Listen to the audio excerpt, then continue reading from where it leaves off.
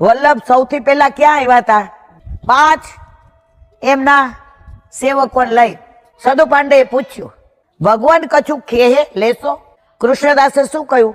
સેવક કોઈ લે, સેવક સિવાય કોઈનું લેતા નથી. એનું પ્રમાણ અંદર છે, પેટી ત્યાં લખ્યું છે, બ્રહ્મ સંબંધીઓ જ ભેટ ધરવી. વાંચજો બધા, આ નિયમ છે. હવે બધા કેમ લે છે એ મને ખબર નથી, પણ અન્ય માર્ગીનું લેવાય.